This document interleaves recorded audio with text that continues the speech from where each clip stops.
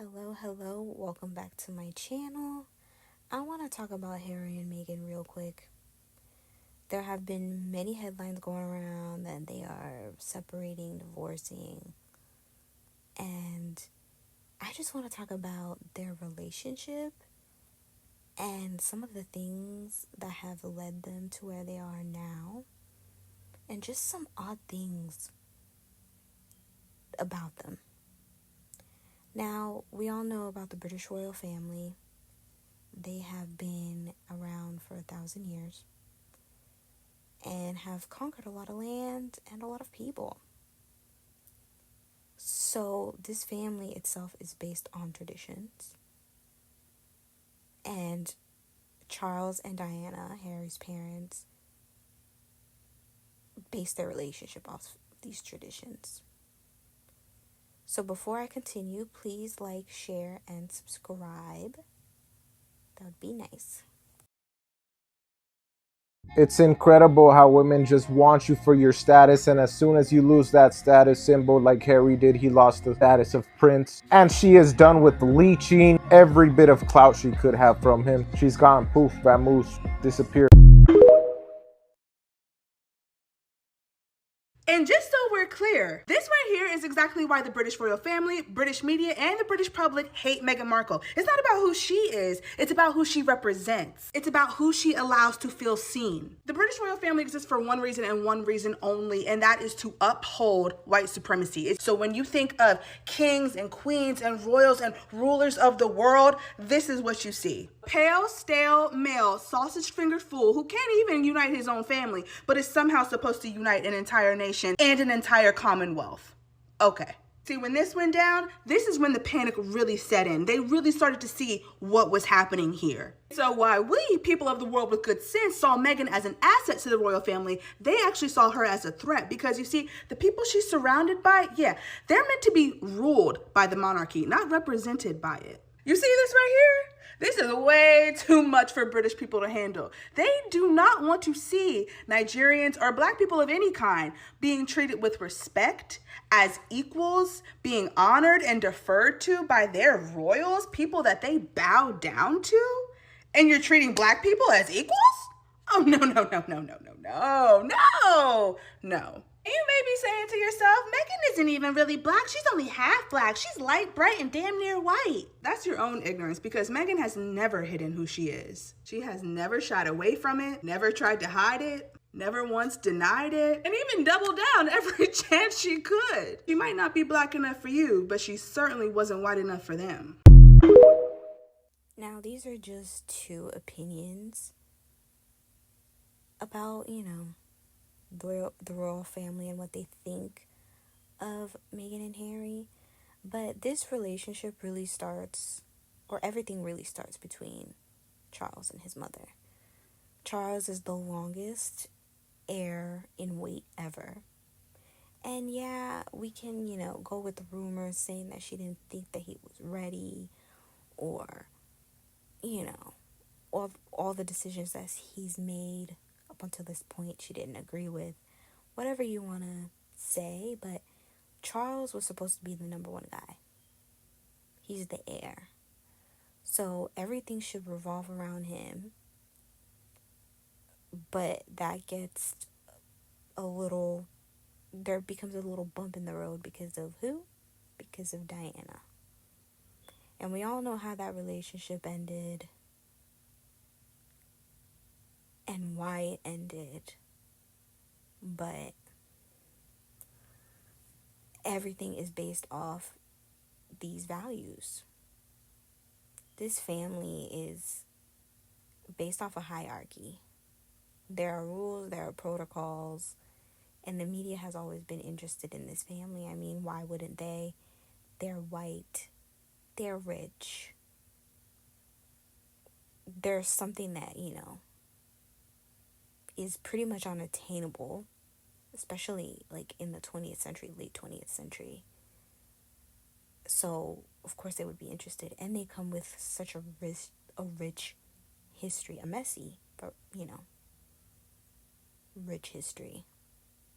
And the dynamic between family members has always been strained, especially between the oldest and the youngest. And then any more children after that are just, not thought of. Queen Elizabeth has perpetuated her traditions with her children, and especially Charles, because he is the first. And that, to me, has a lot to do with what he did with Harry and William. So, history often repeats itself.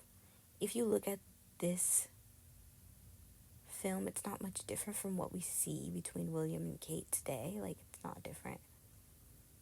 So, in the 1980s, Princess Diana was the most popular royal, and for good reason. But we bought into a fairy tale which isn't real. Fairy tales aren't real, they're made up. And we all know how Diana suffered and how, in her perspective, the family treated her. It's not because of anything that she did or didn't do. These are how these people are programmed. If you've seen anything about the crown, it's like they are stuck in their ways. There's no way for them to get out. Diana was the perfect princess. Young, beautiful, naive. And that's why she suffered so much. But I also want to talk about Fergie. People don't talk about Fergie enough. They also chewed this woman and spit her out as well. She was banished, as you would say, for a very long time. This happens to all these women who marry into this family. So Meghan has chosen willingly to marry into this family. She is biracial. Some people say she can pass for white or whatever. Sure, whatever. But she married into this family with rules. No matter how much we want to, praise Harry for being progressive and stuff like that, he is still from this family. So let's start with a couple odd things that began in this relationship. She appeared on Vanity Fair. Why did she appear on Vanity Fair? She was the girlfriend at this time. Too publicized in the beginning.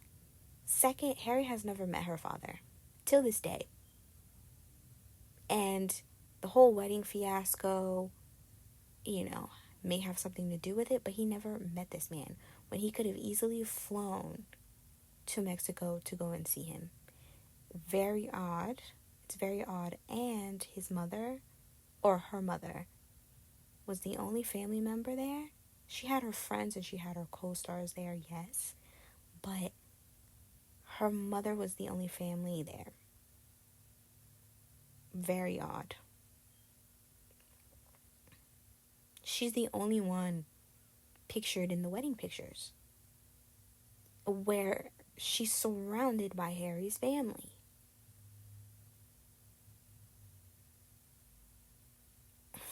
This video is in no way to bash Harry and Meghan. No, not at all. I'm just pointing out some things that are just really weird. Now, we are dealing with a family. Families don't always agree. People grow and people change. And that's perfectly fine. And I think that's what we're dealing with here. I don't think anybody's the villain. I definitely don't think Meghan is the villain. There are a lot of narratives, a lot of people involved, and that's just what it is. It's just what it is. But I also think her being American has something to do with it. The way that she thinks. You can't tell me the fact that she's American has nothing to do with how she thinks. Because it does. So when they decide to leave, they do the Oprah interview. I think they should have never done this interview with Oprah. Oprah is American. She doesn't know the traditions of the royal family. So everything that she's hearing from Meghan, she's surprised by, because she knows nothing about the traditions nor the protocol behind it. You know, she doesn't. And another odd thing is the fact that Meghan keeps complaining about the fact that she was unprepared. When you have a man who was born and bred into this family, why don't you ask him about the cliff notes? Give me the cliff notes on what you're supposed to do and how you're supposed to do them. Or use Google. One of those things. And she continues to say that she never knew who Harry was. That to me is odd. So they do this tour of releasing things. Harry releases his book, they release the Netflix series, and he also does a couple of interviews. To me, this is over exposure. I don't know who was on their team and thought that this was a good idea to do all of this at the same time. I understand they need to make money, but this was too much all at one time.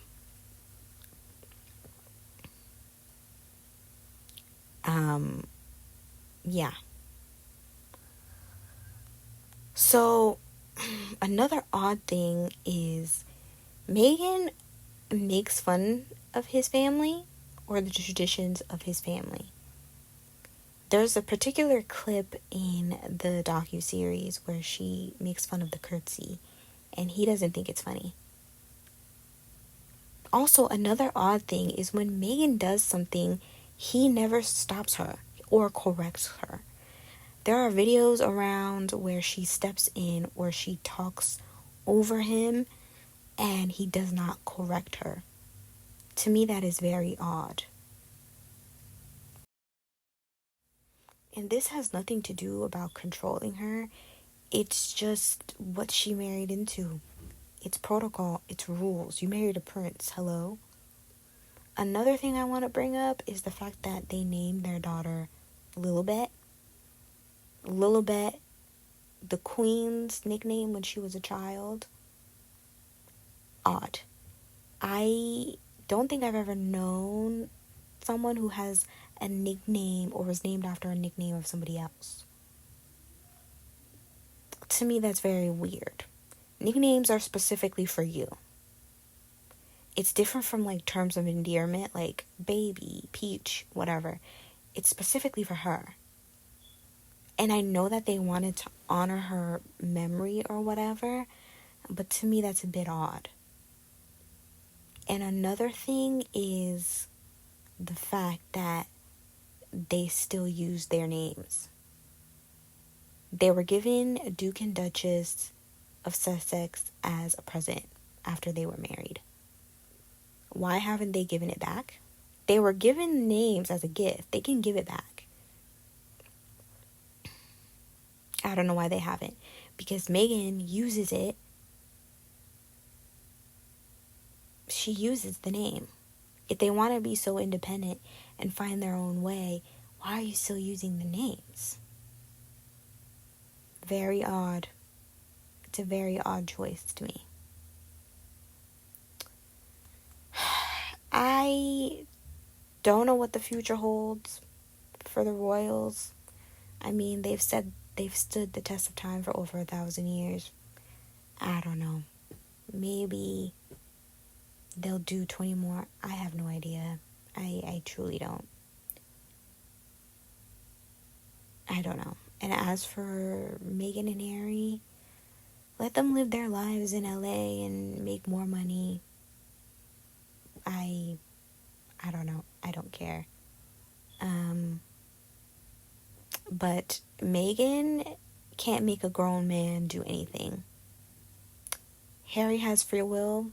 He can make his own decisions, whether they're good or bad. Those are his decisions. So, thank you for watching this video.